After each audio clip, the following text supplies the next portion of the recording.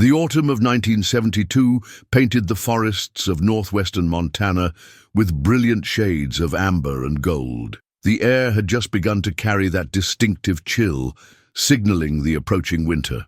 For 5 college friends from Missoula State University, it was the perfect weekend to escape campus life and venture into the pristine wilderness of the Bitterroot Mountain Range. James Harmon, the unofficial leader of the group and an experienced outdoorsman, had mapped out a 3-day trek along a moderately challenging trail.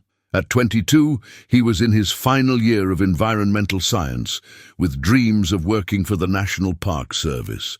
His passion for conservation was infectious, and he'd spent nearly every weekend of his college years exploring the wilderness that surrounded Missoula.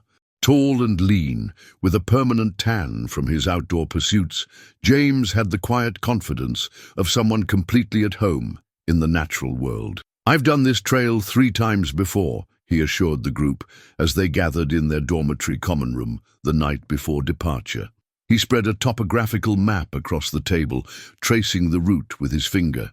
"We'll hit the ridge by sunset tomorrow, camp there for the night, and have the most incredible view of the valley at dawn." Dee, his girlfriend, Sarah Collins, a photography major with dreams of working for National Geographic, was already mentally framing shots of the landscape. At 21, Sarah had recently won a university award for her photo essay on the changing seasons of Montana. Her work had even been featured in a small gallery in downtown Missoula. Petite, with auburn hair typically pulled back in a practical ponytail, she was seldom seen without her prized Nikon camera hanging around her neck. "I've been waiting for peak fall colors," she said, excitement evident in her voice. "The contrast between the yellow aspens and the evergreens should be perfect this weekend." She'd packed extra rolls of film, determined to capture the majesty of the Bitterroot Range in its autumn glory. Michael Richardson, their pre-med friend, always cautious and methodical, had prepared an extensive first aid kit that seemed excessive to the others. At 22, Michael was the most serious of the group, with a precise manner that suited his academic aspirations. His dark-rimmed glasses and carefully combed hair gave him a scholarly appearance that belied his physical fitness. Despite his cautious nature, he was an experienced hiker who had accompanied James on many previous excursions. "Statistically speaking, most wilderness emergencies happen when people are unprepared for basic injuries," he reminded them, systematically checking the contents of his medical supplies. "Better to have it and not need it than need it and not have it." His thoroughness was a running joke among the friends, but they all secretly appreciated his attention to detail. The group was rounded out by twins Emily and Ethan Parker, biology students with a deep knowledge of local flora and fauna. At 20, they were the youngest of the group, sophomores who had grown up on a farm outside Helena. They shared not only identical honey-blonde hair and bright blue eyes, but also an almost telepathic connection that sometimes unnerved their friends. Both were quiet by nature, but came alive in the outdoors, able to identify nearly every plant and animal they encountered. "We might find some late-season huckleberries if we're lucky," Emily mused, adjusting her well-worn hiking boots. "And the elk should be starting their fall migration through the valley. And mushrooms," Ethan added. "After that rainfall last week, the conditions should be perfect for chanterelles." He had packed a small field guide, eager to add to his growing collection of specimens. The 5 friends had met in their freshman year, bonding over a shared love of nature and adventure. This would be their 12th excursion together, a tradition that had strengthened their friendship through shared experiences in the wilderness. None of them could have imagined it would be their last. Dawn broke crisp and clear on Friday, October 13th, 1972. The friends met at James's weathered Chevrolet station wagon, loading their gear into the back with the practiced efficiency of experienced travelers. The drive to the Coldwater Creek trailhead took just over an hour, their excitement growing as urban sprawl gave way to dense forest. "Perfect conditions," James announced as they pulled into the small gravel parking area. Only 2 other vehicles were present, a forest ranger's truck and an old pickup that likely belonged to local hunters. The trailhead was relatively unknown, preferred by James precisely because it offered more solitude than the popular routes closer to Missoula. They shouldered their backpacks, adjusting straps and checking supplies one final time.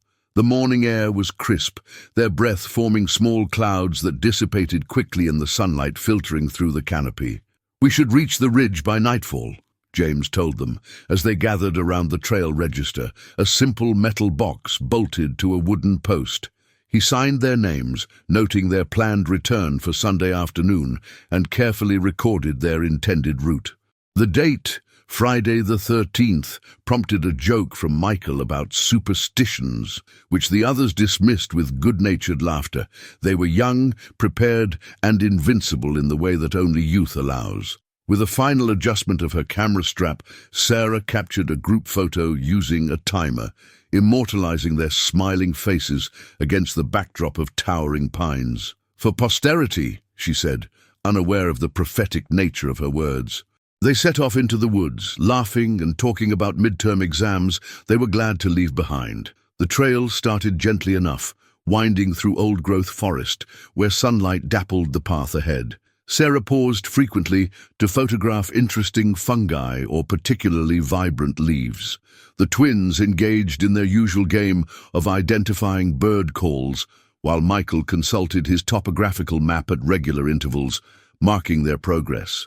By noon, they had covered nearly 4 miles, stopping beside a clear mountain stream for lunch. The temperature had risen to a comfortable 60 degrees, perfect for hiking. They refilled water bottles from the stream, using purification tablets that Michael insisted upon, despite the pristine appearance of the water. "The basin opens up about 2 miles ahead," James informed them as they packed up their lunch supplies. "We'll gain elevation quickly after that, but the views are worth it." They continued their journey, unaware that eyes were watching their progress from the dense underbrush. Not the curious gaze of wildlife, but something far more calculating and dangerous. It was the last time anyone would see them. Sunday came and went with no sign of the 5 students. When Monday morning arrived and none of them showed up for classes, their roommates raised the alarm. Campus security contacted the local sheriff's department, and by Monday afternoon, Sheriff Robert Dawson was standing in the trailhead parking lot, studying the trail register with growing concern. At 54, Dawson was a veteran of the department for over 20 years. His weathered face and salt and pepper hair testified to decades spent in the harsh Montana elements. He had grown up in these mountains, knew them better than most, and respected their dangers. Standing 6'3", with broad shoulders and hands calloused from years of outdoor work, he projected an aura of calm authority that reassured worried families and commanded respect from his deputies. "They signed in right here," he told Deputy Mark Collins, tapping the register with a gloved finger. "October 13th, 9:15 a.m. 5 hikers, return expected Sunday afternoon." He looked up at the mountains looming above them, their peaks already dusted with the first snow of the season. James Harmon knew these trails. He wouldn't have taken unnecessary risks. The student's station wagon was still parked in the lot, a fine layer of frost covering its windows and a parking ticket tucked under the wiper blade, placed there by a forest ranger unaware of the unfolding situation. Inside the vehicle, everything appeared normal. A road map of Montana on the passenger seat, an empty coffee thermos, a jacket forgotten in the back seat. "Get search and rescue mobilized," Dawson instructed his deputy. "I want teams on the trail within the hour, and get the Forest Service involved. They know these mountains better than anyone." By nightfall, the small trailhead had transformed into a bustling command center. Floodlights, powered by portable generators, illuminated the area as search teams prepared their equipment. Topographical maps were spread across the hood of Dawson's patrol vehicle, possible routes marked and assigned to different groups. "These mountains can be unforgiving," he told the assembled searchers during their briefing. But these kids were prepared. They signed the register, had proper gear, and James knows these trails better than most locals. If they're out there, we'll find them. The search intensified over the next several days. Helicopters scanned the rugged terrain from above, their spotlights cutting through the dense forest canopy. Teams of volunteers and forest rangers combed the woods below, calling out the missing students' names until their voices grew hoarse. 4 days into the search, they found their first clue, and it only deepened the mystery. About 3 miles from the trailhead, where the main path crossed a small stream via stepping stones, a search dog alerted its handler. The dog, a German shepherd named Max, with over 30 successful rescues to his credit, had picked up a scent, following it eagerly to the middle of the stream before becoming confused, circling back and forth across the water. "It's like they walked into the stream and never came out," the handler, Dave Wilson, reported to Sheriff Dawson. "Max followed their trail right to this point, but can't pick it up on the other side." Dawson knelt beside the stream, his experienced eyes scanning the banks for any sign of disturbance. The recent rainfall had erased most potential tracks, but he noticed something unusual. A small area where the natural pattern of fallen leaves appeared disturbed, as if swept clean.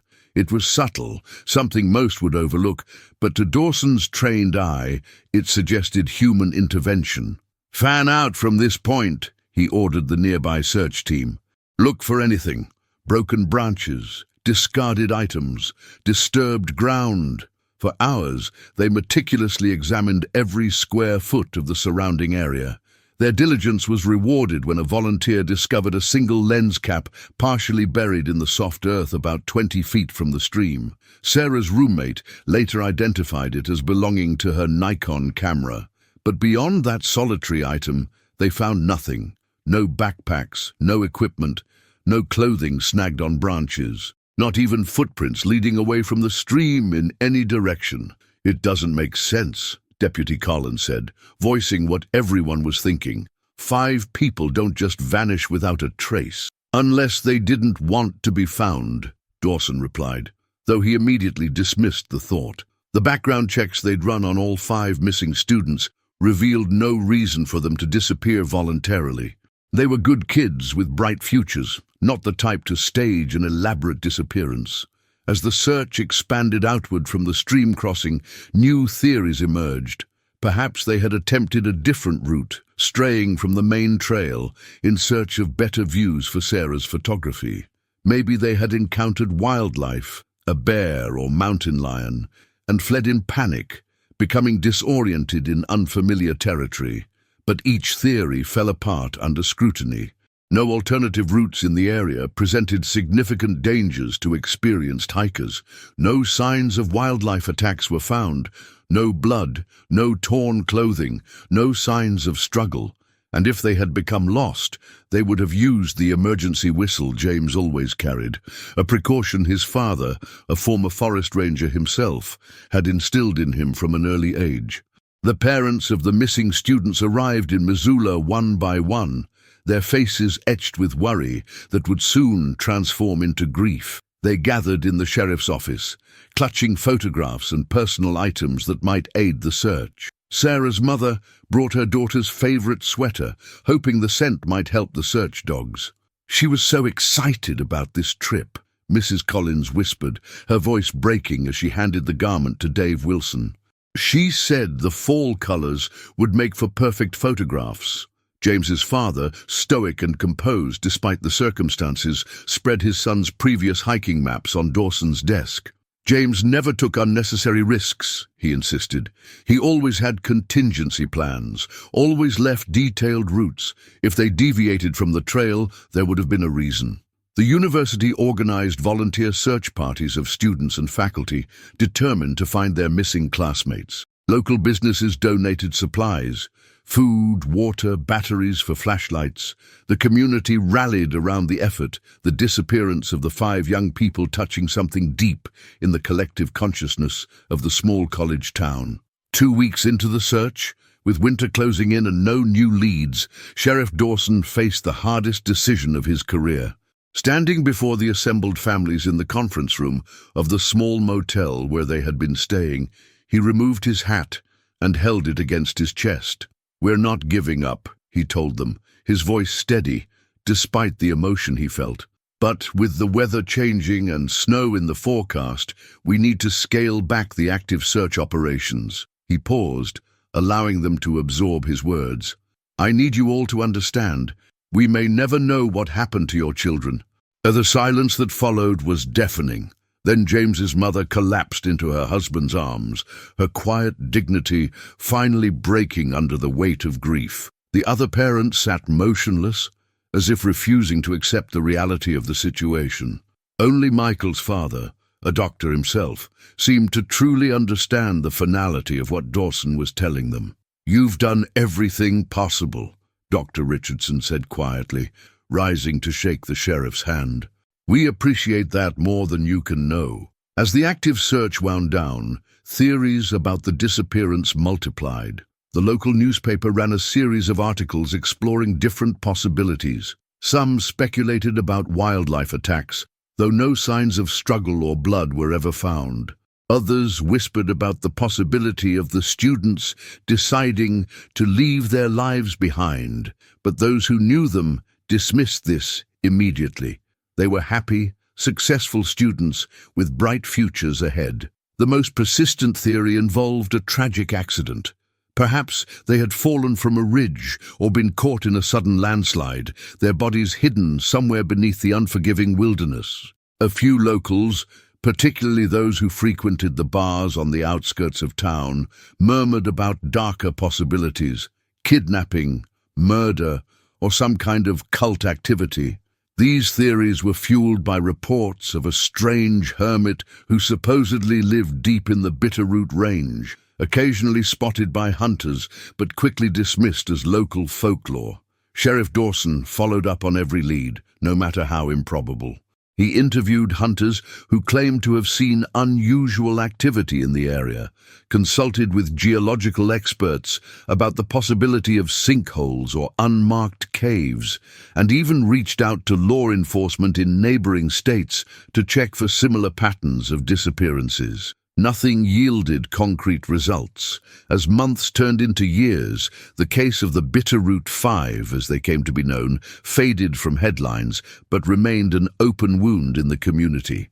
Their faces smiled from missing persons posters that yellowed with time, but were never taken down from local shop windows. The university established scholarships in their names, holding an annual memorial service on the anniversary of their disappearance.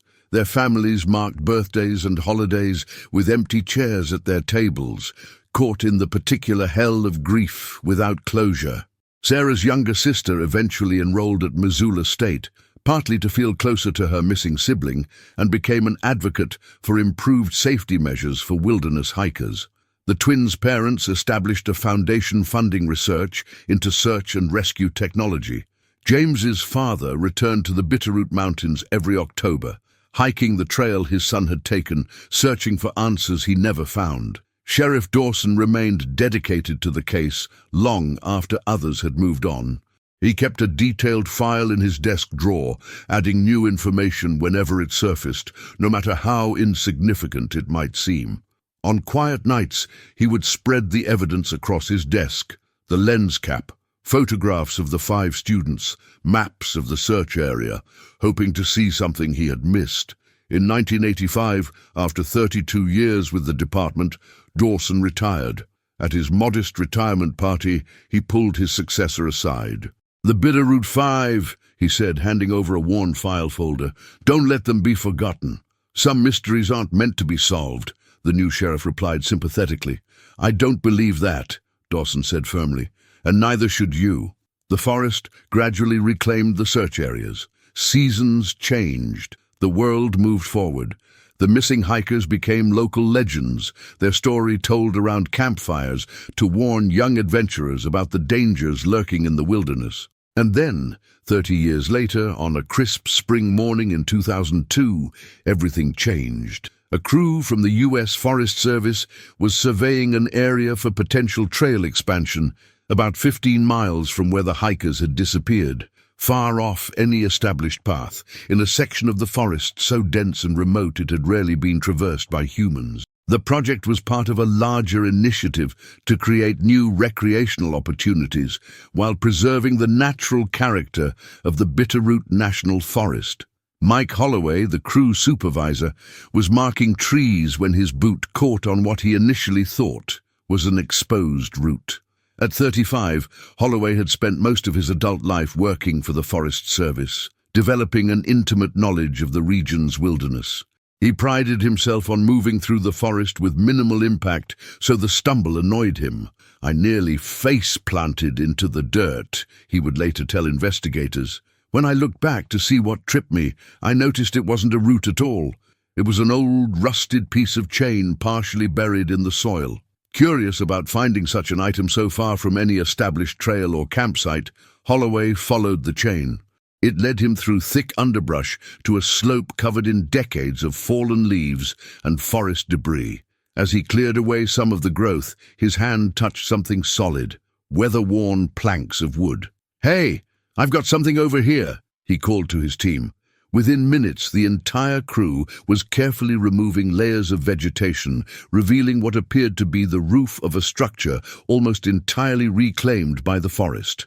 "It was like the earth was trying to digest it," Holloway described in his official report. Roots had grown over and through it. Vines had wrapped around what was left of the support beams. If you'd walked by even 10 feet away, you'd never have known it was there. What they had discovered was a cabin, not the typical hunter's shelter or Forest Service outpost, but something deliberately concealed. Built into the side of a small hill, the structure had been partially underground, even before decades of natural growth further obscured it. No windows were visible in the exposed portions. A single door, now warped and partly collapsed, had been secured with multiple locks and the heavy chain Holloway had stumbled upon. "My first thought was that it might be an old mining claim," Holloway explained. "This area had some prospecting activity in the late 1800s, but the construction didn't match that timeline. This was newer, maybe mid-century, and deliberately hidden." Holloway radioed his supervisors, who contacted local authorities. By nightfall, the area had been cordoned off as a potential crime scene.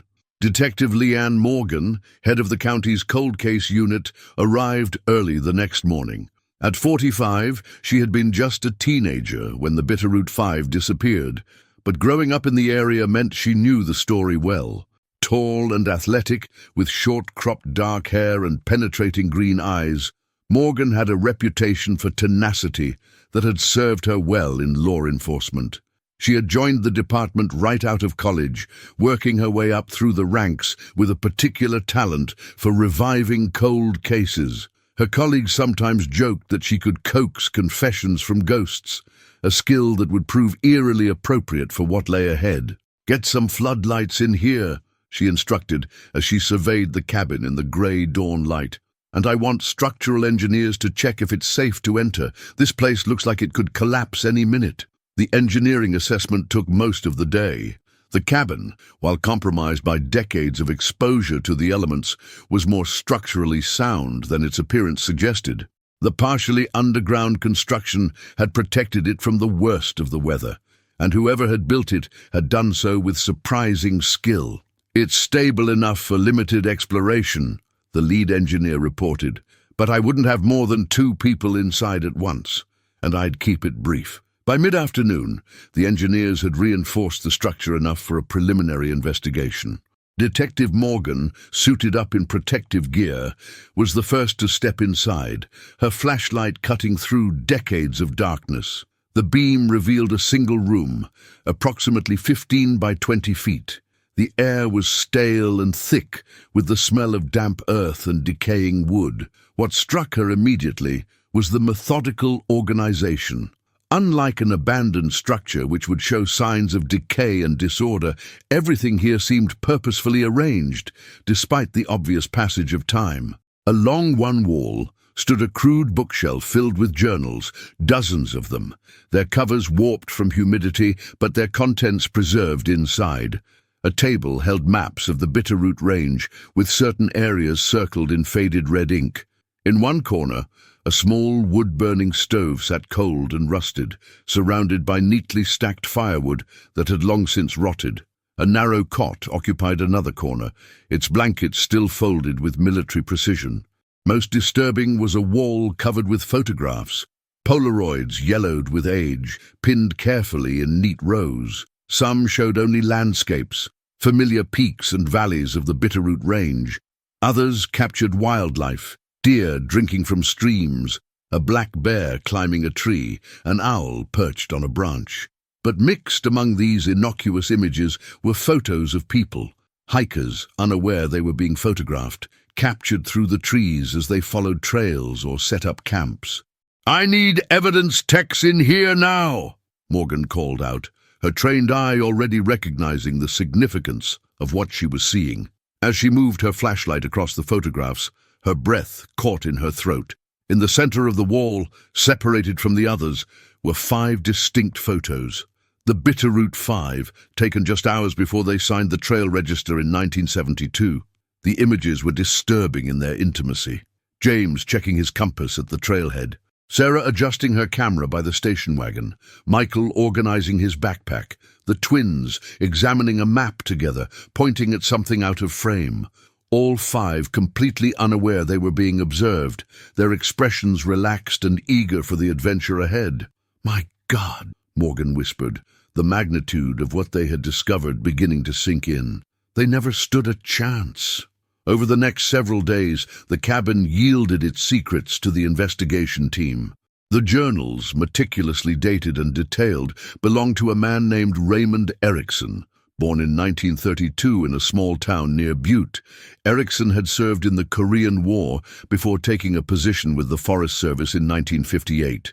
His personnel file, retrieved from federal archives, painted a picture of a competent but increasingly isolated individual who had abruptly resigned in 1967 after what his supervisor described as concerning behavioral changes. Former colleagues, now elderly themselves, recalled Erickson as intensely private, with an almost obsessive love for the wilderness. He knew every inch of the Bitterroot Range, one retired ranger told investigators, had an uncanny sense of direction, could navigate without a compass better than anyone I've ever met. But he didn't like people much, especially tourists or casual hikers. Said they didn't respect the forest. After leaving the Forest Service, Erickson had essentially disappeared from official records. No tax filings, no property ownership, no credit history. He had created a life entirely off the grid, using his knowledge of the terrain to remain undetected in one of the most remote sections of the national forest. The earliest journal entries, beginning in 1968, revealed a man increasingly disconnected from society, retreating deeper into the wilderness after what he described as betrayals by those who pretend to care. His writing was lucid, but increasingly paranoid, filled with rants against encroachment and invasion of what he had come to see as his personal domain. "The forest speaks to me," he wrote in an entry from 1971. "It shows me who belongs and who doesn't. The invaders leave their mark everywhere, trampling plants, scaring wildlife, bringing their noise and disrespect. The forest wants them gone.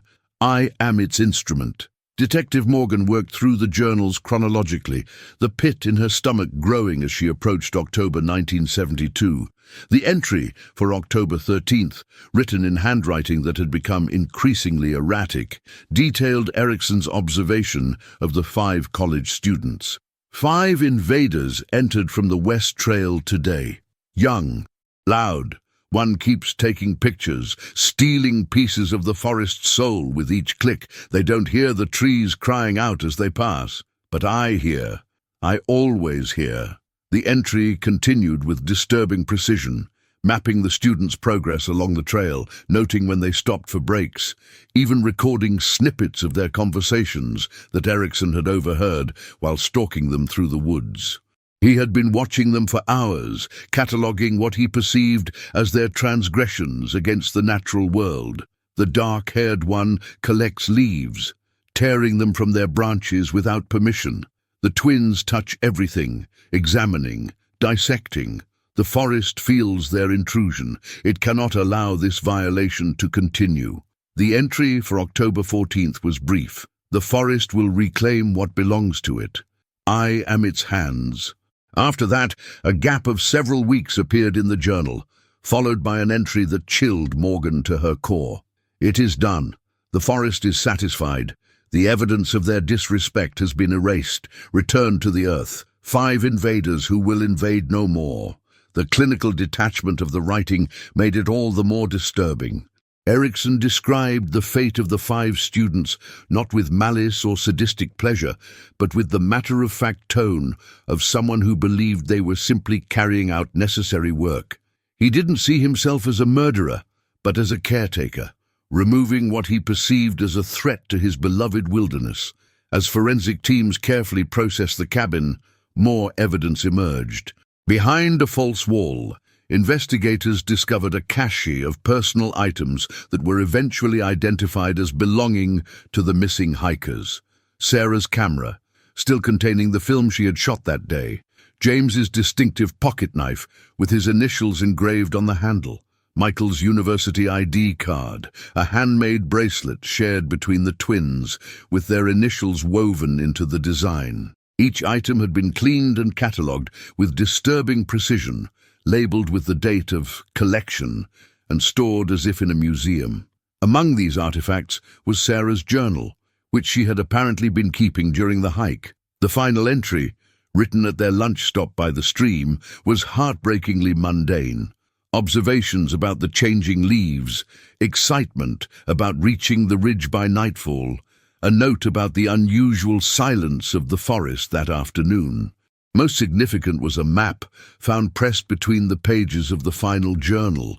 Different from the official Forest Service maps, this one had been hand-drawn by Erikson, with landmarks and features that existed only in his personal geography of the wilderness. It marked a location approximately 3 miles from the cabin, in an area so remote it had not been covered during the original search. "This is a burial site," Morgan told her team, pointing to the carefully drawn X on the weathered paper, "and I believe it's where we'll find them." Detective Morgan led a team to the coordinates the following day. The hike was challenging, requiring them to navigate dense underbrush and steep terrain, with no established trails to guide them. By early afternoon, they reached the location marked on Erikson's map. The site was unremarkable at first glance. A small clearing surrounded by ancient pines. No obvious disturbance was visible on the forest floor, now covered with 3 decades of fallen pine needles, leaves, and new growth. But ground-penetrating radar revealed disturbed soil beneath the decades of accumulated forest debris. With the proper permits secured, excavation began under the supervision of forensic anthropologists. The work was painstakingly slow, each layer of soil carefully removed and examined for evidence. 2 days into the process, they found the first human remains. What they uncovered brought a somber conclusion to the 30-year mystery. The remains of 5 individuals, buried with the same methodical precision evident in Erikson's cabin, were recovered from the site. They had been arranged in a neat row, each wrapped in canvas, with their personal belongings, backpacks, equipment, clothing, buried in a separate location nearby, as if Erikson had been attempting to return their artificial items to the earth, apart from their bodies. Dental records would later confirm their identities as the Bitterroot 5. The forensic examination told a story that matched Erikson's cryptic journal entries. The hikers had encountered him on their second day, likely after straying from the main trail during their exploration. Evidence suggested they had been subdued quickly. Residue of a powerful sedative was found in a thermos presumed to have contained their drinking water. He watched them, learned their route, and moved ahead to prepare, Morgan theorized during a briefing with her team. The stream crossing would have been the perfect place. They would have stopped to refill their water bottles. He could have introduced the sedative while they were distracted. They never had a chance to defend themselves or escape. The autopsy reports confirmed her theory. The sedative had been potent enough to render them unconscious within minutes. Cause of death for all 5 was asphyxiation, likely occurring while they were still under the influence of the drug. The clinical precision of the killings matched the methodical nature evident in Erikson's journals and the organization of his cabin. He didn't see it as murder, the forensic psychologist consulting on the case explained. In his mind, he was performing a service for the forest, removing invaders from land he had come to see as his sacred responsibility. The careful burial suggests he saw their deaths as a kind of sacrifice or offering to the natural world. The investigation expanded as authorities tried to piece together Raymond Erikson's story in the years following the disappearance of the Bitterroot Five. His journals continued until 1996, revealing a man who became increasingly isolated from reality, developing an elaborate mythology around his role as the forest's protector. Records showed he had died in the winter of 1996, his body found by hunters in a different cabin several miles away, the victim of an apparent heart attack. He had been identified only through military records, as he carried no current identification. The hunters had reported the discovery to local authorities, but with no connection made to the long, cold case of the missing hikers. Erikson had been quietly buried in a county cemetery, his passing noted only in a brief obituary that mentioned his military service, but nothing of his decades living as a phantom in the forest. But his journals revealed he had been anything but harmless. The Bitterroot Five hadn't been his first victims, merely the most notable because of the extensive search that followed their disappearance. References to at least 7 other removals were found in his writings, dating back to 1968. Most appeared to be solitary hikers or campers who had ventured off established trails, people less likely to be immediately missed or extensively searched for. We've identified 3 of these additional victims based on missing persons reports from the period, Morgan reported during a press conference 2 weeks after the discovery of the cabin. We're still working to identify the others and locate their remains based on information in Erikson's journals. The case sent shockwaves through the community, particularly among those who had lived with the mystery for 3 decades. The families of the Bitterroot Five, many now elderly, received the news with complex emotions, grief renewed, but also a measure of peace that comes with finally knowing. Sarah Collins' mother, now in her 80s and living in a retirement community in Bozeman, sat quietly in Detective Morgan's office as she was given the details deemed appropriate to share. "I always told Robert, Sheriff Dawson, that they wouldn't have just vanished," she said, her voice surprisingly steady as she held a photograph of her daughter. "I told him someone knew something. I just never imagined it was the forest itself keeping the secret all these years." James Harmon's younger brother, who'd been only 10 when James disappeared and had since become a park ranger himself, stood at the edge of the clearing where his brother's remains had been found. "Part of me has been looking for him every time I've walked through these woods," he told Morgan. "I guess I can stop looking now." The university held a memorial service where the 5 scholarships that had been established in the missing students' names were made permanent endowments.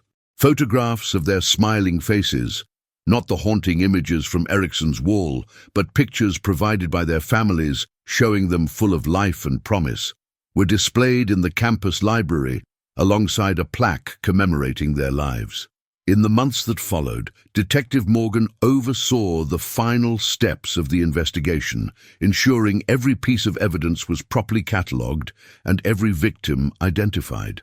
The cabin, deemed structurally unsafe and containing too many painful memories, was carefully dismantled after all evidence had been removed. Its location was deliberately left off official reports accessible to the public, a decision made to prevent the site from becoming a macabre attraction. The personal belongings of the Bitterroot Five, preserved by Erikson as trophies, were returned to their families after being processed as evidence. Sarah's camera, still containing the film she had shot on their final day, was developed with special care by a photographic conservator. The images, breathtaking landscapes, candid shots of her friends laughing on the trail, close-ups of frost-touched leaves, were eventually featured in a small exhibition at the University Gallery, where her work had once been displayed.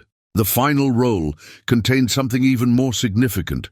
A self-timer group photo taken at the trailhead, the 5 friends smiling with their arms around each other, blissfully unaware of what lay ahead.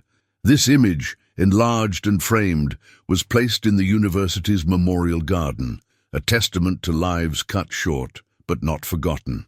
As the case neared its conclusion, Morgan received an unexpected visitor. Robert Dawson, now 84 and moving slowly with the aid of a cane, appeared in her office one rainy afternoon. Despite his age, his mind remained sharp, his eyes still holding the intensity that had made him such an effective sheriff. "I heard you found them," he said without preamble, lowering himself carefully into the chair across from her desk. Morgan nodded, pushing a copy of the case file toward him. "We did. I thought you might want to see this." For over an hour, Dawson read through the reports, occasionally asking questions that revealed his still active investigative mind. When he finished, he closed the file and sat in silence for several minutes. "We searched that area," he finally said, his voice barely above a whisper. "Not the exact location, but close. We were within a mile of where they were buried." "You couldn't have known," Morgan assured him. "Erickson knew those mountains better than anyone. He chose the location specifically because it would be overlooked. All these years, I've wondered if I missed something," Dawson admitted. "If there was a clue I should have seen, a lead I should have followed. The evidence was buried, literally and figuratively," Morgan said. "This isn't on you, and without your initial work, we might never have connected the dots when we found the cabin. Your documentation from the original investigation was invaluable." Dawson nodded slowly, seemingly finding some measure of peace in her words. "What about the other victims, the ones mentioned in his journals?" "We've identified 5 so far," Morgan replied. 2 hikers from Idaho who disappeared in 1969, a wildlife photographer from Wyoming in 1974, and a couple from Oregon who went missing in 1978. "We're still searching for the others." "He was out there all that time," Dawson said, shaking his head in disbelief. "Living in our forest, hunting people like they were game, and we never knew." "He was careful," Morgan said. "He chose victims who were often alone, who wouldn't be missed immediately. And he knew how to hide evidence better than most criminals I've encountered." Dawson reached into his jacket pocket and withdrew a small leather pouch. "I kept this," he said, placing it on the desk. "Never could bring myself to log it into evidence. Didn't seem right somehow." Morgan opened the pouch to find a simple wooden whistle, hand-carved and worn smooth from handling. "James Harmon's emergency whistle," Dawson explained. "His father gave it to me after the search was called off. Said James had carried it since he was a boy, that he never would have gone into the woods without it." "But it wasn't found with his remains," Morgan noted, understanding the significance. "Exactly," Dawson said. "It bothered me for years. If they'd been caught in a landslide or attacked by wildlife, he would have used it. The fact that it wasn't with him suggested something else entirely." "Erickson took it," Morgan concluded. "Another trophy. I'd like his family to have it back," Dawson said. "Seems fitting now that we know the truth." On the last day at the scene, as equipment was being packed away and the forest prepared to reclaim the small clearing, Morgan found herself alone for a moment at the edge of the site. The forest around her was peaceful, sunlight filtering through the canopy to create dappled patterns on the ground. A gentle breeze rustled the leaves, creating a whispering sound that had once seemed soothing, but now carried an unsettling undertone. "The forest doesn't want us here," a young officer commented as he approached, breaking her reverie. "The forest doesn't care one way or another," Morgan replied, looking up at the towering trees. "It was just a man who couldn't separate his delusions from reality. The wilderness was his excuse, not his motivation." As they walked back to the vehicles, Morgan reflected on the journals she'd read, filled with a madman's justifications for unthinkable acts. Erickson had cast himself as a protector, an instrument of nature's will. But in reality, he had been nothing more than what humans have always feared might lurk in the dark woods, a predator using the cover of wilderness to hide his true nature. The case of the Bitterroot 5 generated national media attention, with news crews descending on the small Montana community and true crime enthusiasts dissecting every detail released to the public.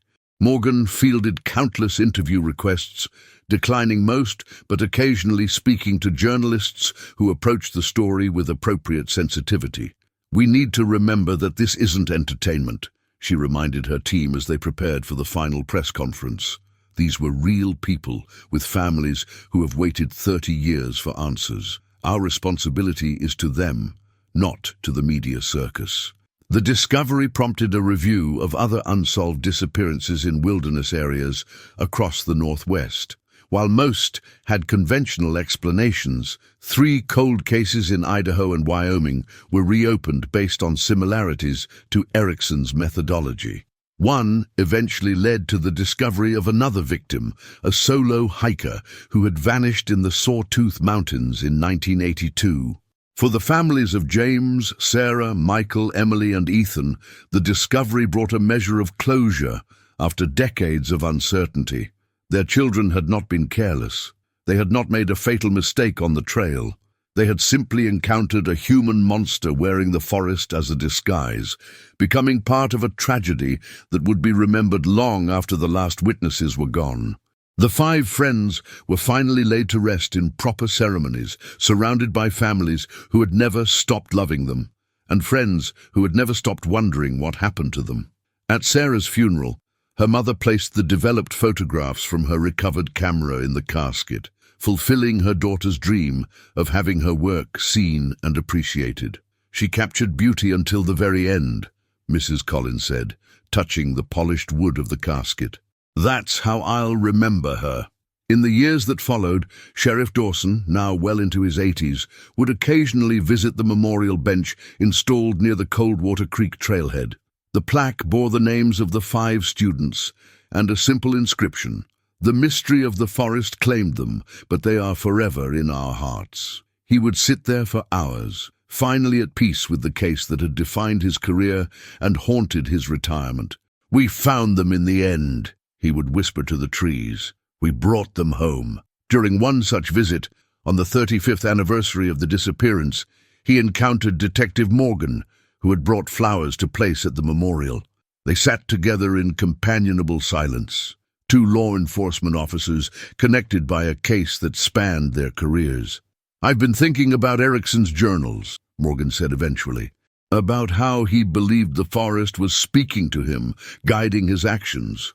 "Mental illness is a terrible thing," Dawson replied, "especially when it turns violent." "It's more than that," Morgan said, watching a hawk circle lazily overhead. "It's about the stories we tell ourselves to justify our actions. Erickson wasn't just ill. He created an entire mythology with himself as the hero, protecting the wilderness from invaders. He needed that narrative to live with what he was doing." "Don't we all tell ourselves stories?" Dawson asked, "about who we are, why we do what we do?" "I suppose we do," Morgan agreed. "The difference is whether those stories hurt or help others." Their conversation was interrupted by the arrival of a young couple, clearly hikers preparing for a day on the trail. They paused at the memorial, reading the plaque with solemn expressions before continuing to the trail register. "They still come," Dawson observed. "Despite the story, despite the warning. Because the forest itself isn't the danger," Morgan said. "It never was." As they watched, the young woman took a photograph of her companion beside the trailhead sign.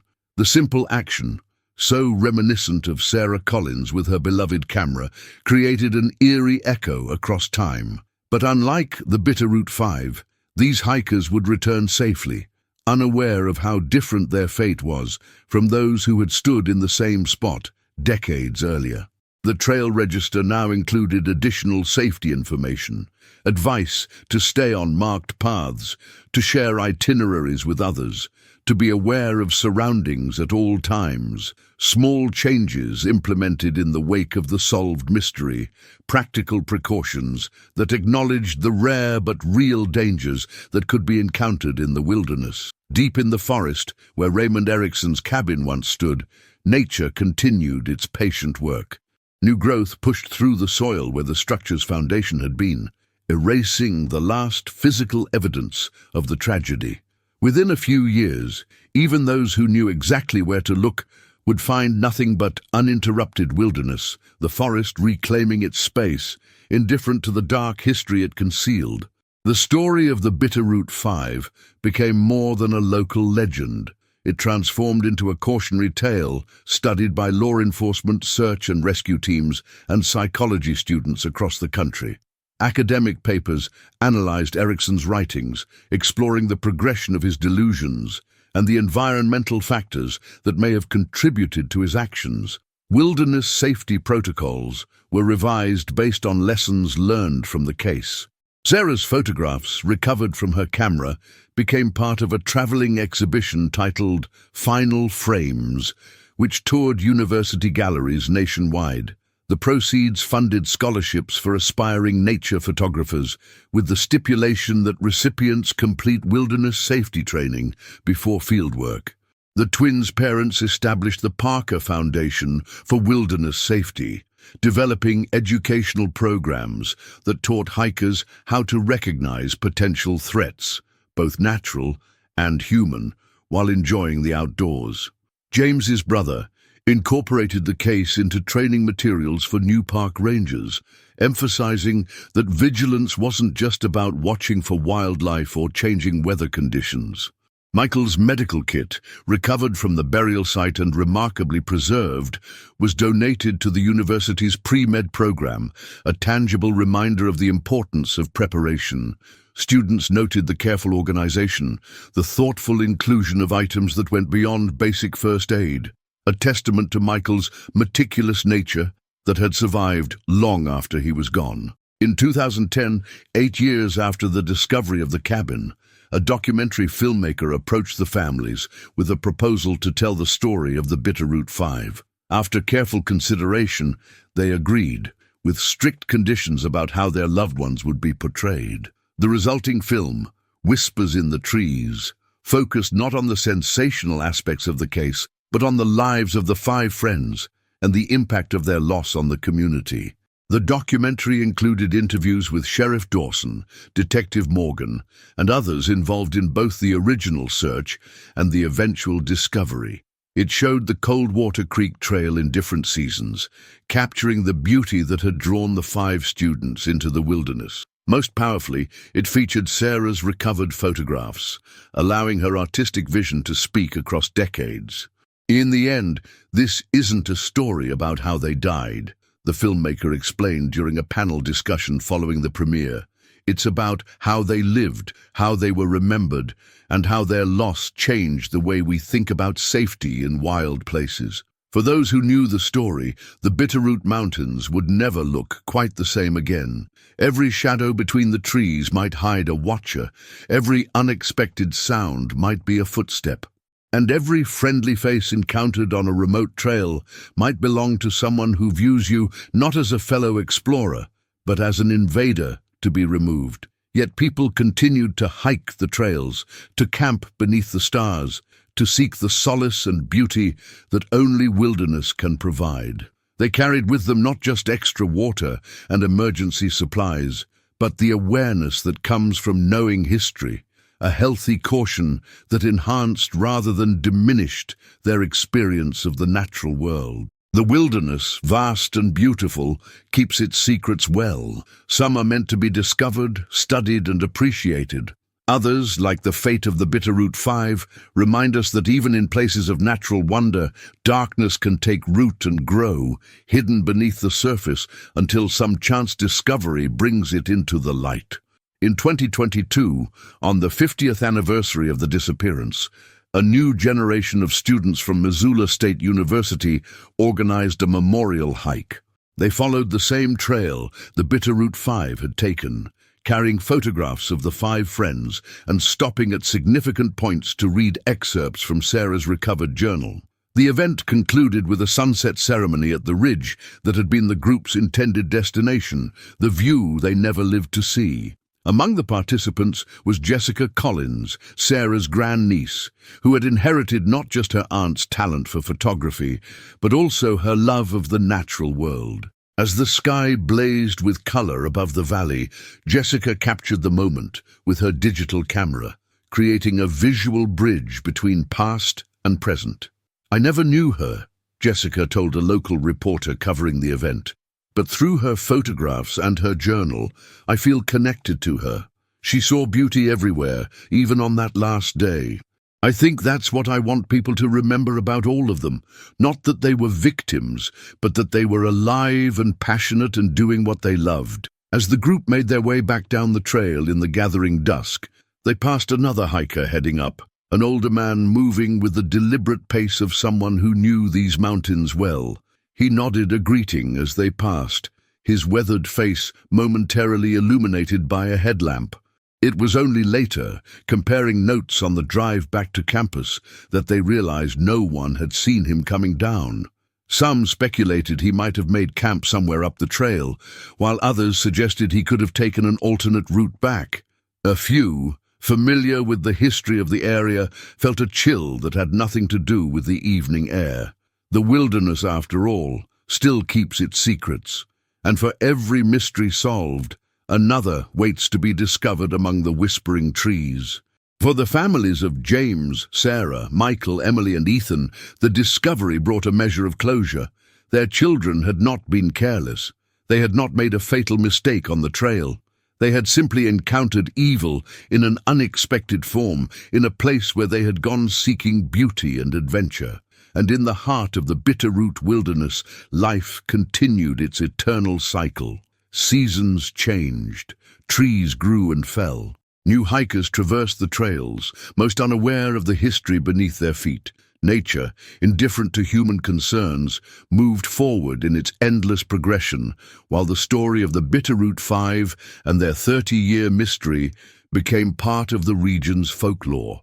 A cautionary tale whispered around campfires, a reminder that not all who wander the wilderness are truly lost. They might instead be found by someone or something from which there is no escape.